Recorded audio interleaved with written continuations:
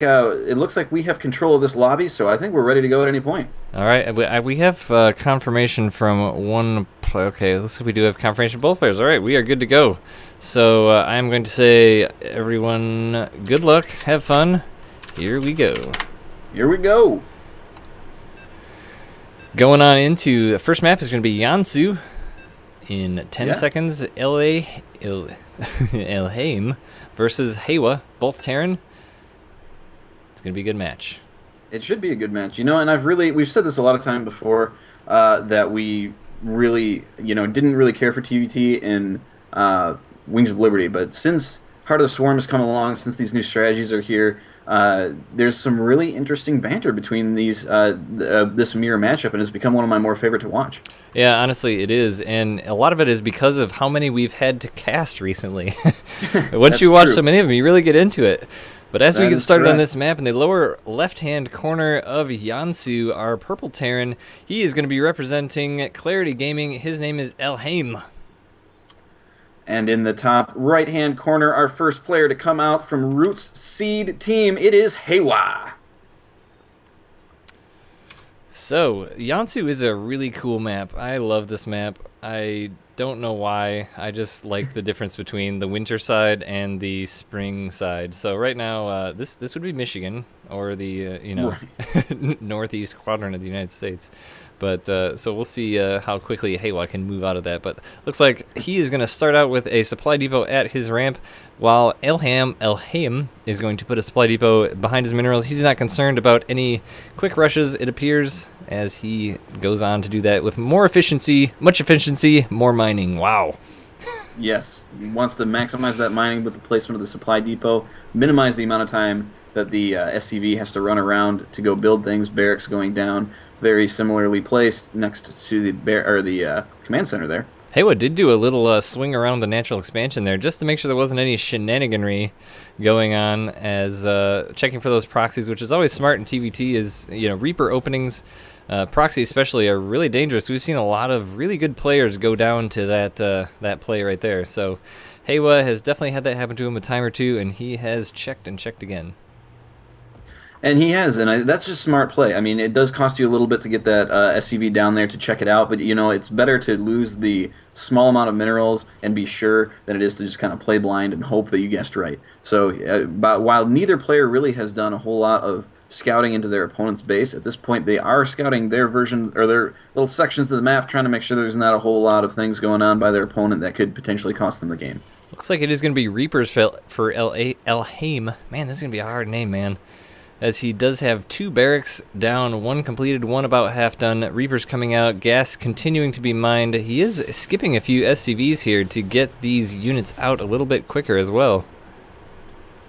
And Marines are on their way indeed. They are getting rallied up, but Elhaym is going to have those Reapers any moment now.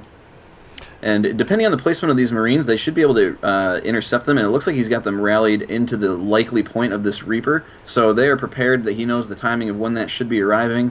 And they are going to intercept that based on the current trajectory that it's on.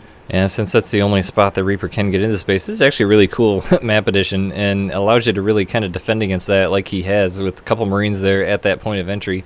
So that should be pretty safe. Depends on if the Reaper decides to come up the only undefended and unspotted point, which it does, but the Marines are going to quickly intercept and will be shooing that away. But the difference between the Reaper and the Marines is the Reaper does heal while Marines do not.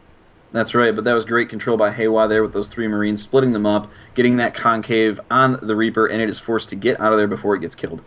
So Elhaym is going to be putting down an expansion, so he's just going to be using these Reapers to kind of keep Heiwa on his toes and just kind of scout around to see what he's doing. He did see that factory down, so he's going to kind of have an idea of what to expect. The Terran 111 is still a thing, and Heiwa is going for it as he's getting those Hellions, Marines, and likely to be the medevacs. As 2 Reapers come in, do kill a Marine, so that is going to be a factor.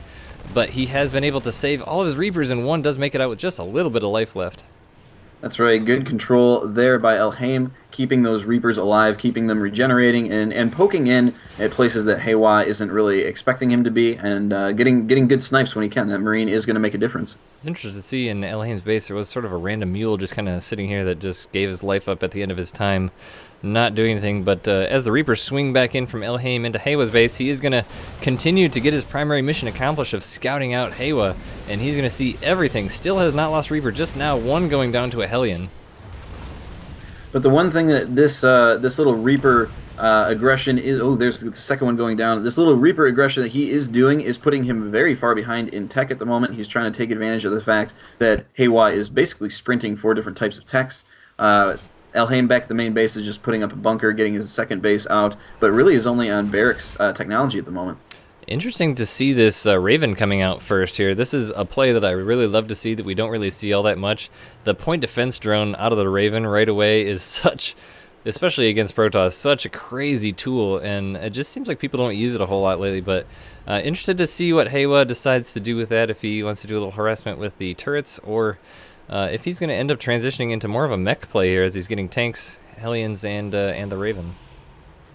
That's right, but it looks like he's moving out a little bit, going to reposition at least that Hellion, going to go scout. That one Reaper for Elhaym is hanging out at the natural expansion of Heiwa just to check out when that expansion is going to be going down. It is not there yet, but Heiwa looks like he's gearing up to check out more of the map to figure out what his opponent's doing, because he really doesn't have a whole lot of vision. And looking at Elhaym's base, he's going to be going for a bio play for sure, as Stim is going to be wrapping up here relatively shortly. He does have a lot of Marines guarding the mineral line here at his natural expansion, as well as a bunker, which is fully populated, so both players in a bit of a defensive posture at the moment. So the Reaper did just come in from Elhaym to Heiwa's base, and did not see a whole lot, but he did see the command center finishing up.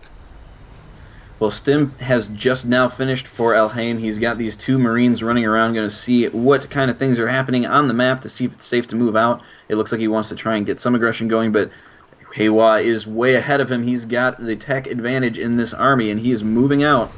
You know, the one thing I didn't really consider as a factor with this Raven, too, is that's an amazing spotter for Widow Mines, as they are a really well-played factor in TVT, so not only does it give him the versatility of the tools it has, but also gives him that detection. But it looks like Heiwa hasn't gone for that, but here's the big engagement with the Marines stimming, and they don't really do a whole lot there. They did try and take out that Raven and got it very low. It is at 10 HP because they did want to take that out as quickly as possible, but were unsuccessful in doing so. Now Heiwa is moving forward, getting the positioning that he wants, and in come the Marines by Elhaym, but they are just not going to be enough at the moment. He's going to have to pull back, and Heiwa kind of has his run of the map at the moment here. Yeah, Raven doing a nice job spotting the high ground there before the medevac moves in, make sure it's clear while the tanks are set up. A couple missile turrets in front to keep the Stim Marines back, but that missile turret is going to get that medevac at very low HP. Elhaym having a little bit of indecision here. He started to run his Marines forward to try and just go base trade here, then brought them back, and now is bringing them again forward to do some damage. Elhaym's SCVs are gathering up on that bunker, but they're not going to be very successful against these siege tanks.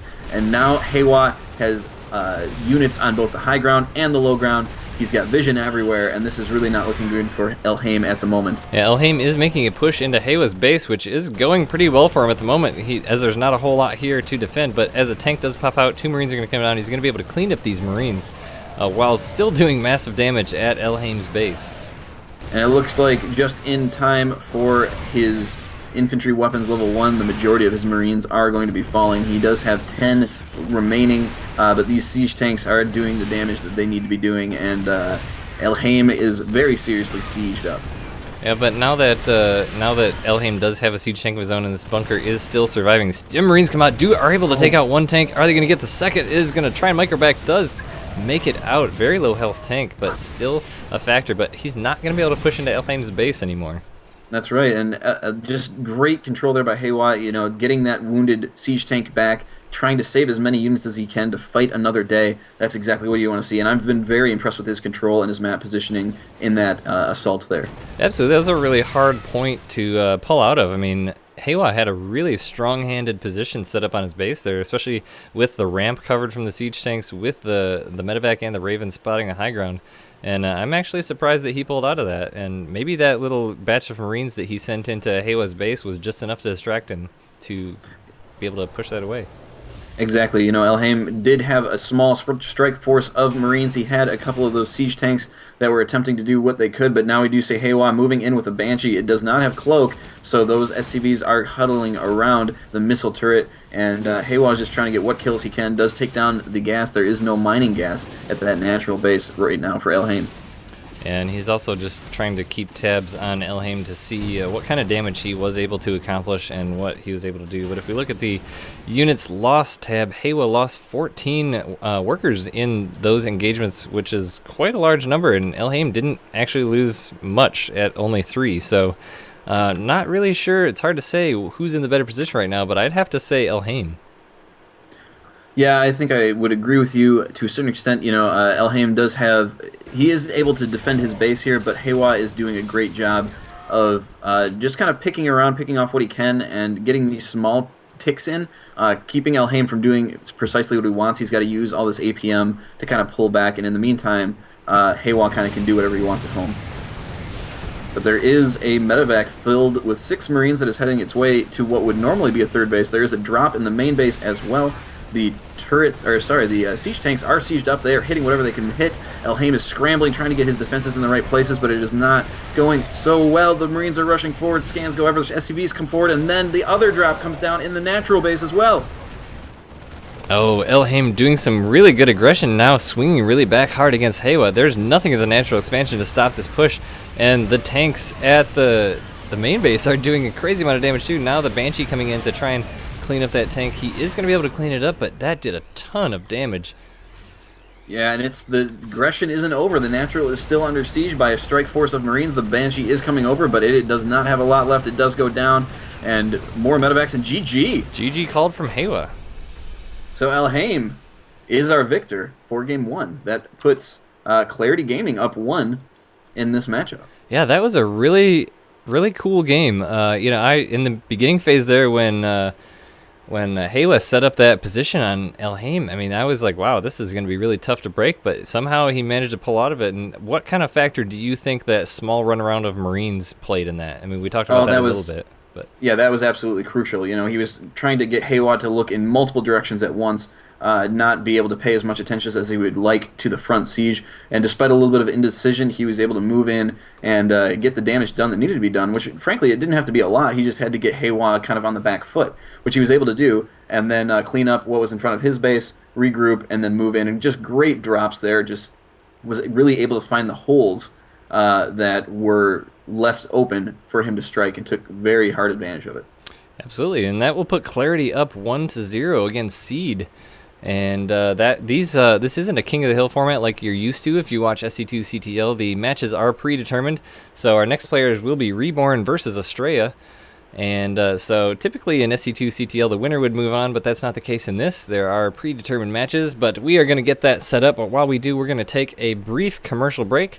So do hang with us for a moment, and we will be right back with the next match.